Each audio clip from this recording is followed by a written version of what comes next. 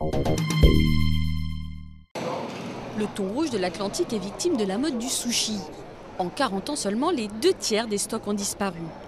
Pour protéger cette espèce, les États-Unis et l'Union européenne veulent en interdire le commerce international.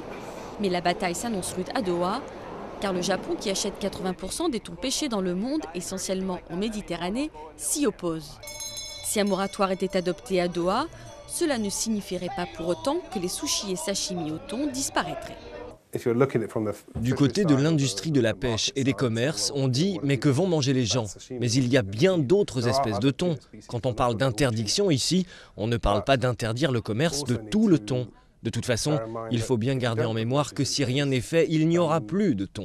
Donc des mesures doivent être prises. Le thon rouge de l'Atlantique, visé par le moratoire, est en effet quasiment réservé aux restaurants de luxe.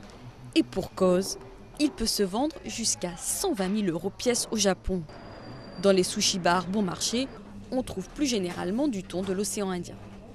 Autre sujet de discussion à Doha, 8 espèces de requins.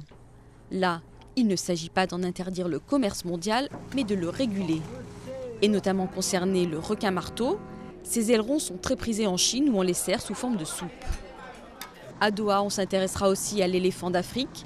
Le commerce de son ivoire est interdit depuis 1989, sauf pour 4 pays où l'éléphant se porte bien. Mais cette année, 2 autres pays, la Tanzanie et la Zambie, veulent aussi pouvoir vendre leur stock d'ivoire. Verdict d'ici la fin de la conférence, le 25 mars.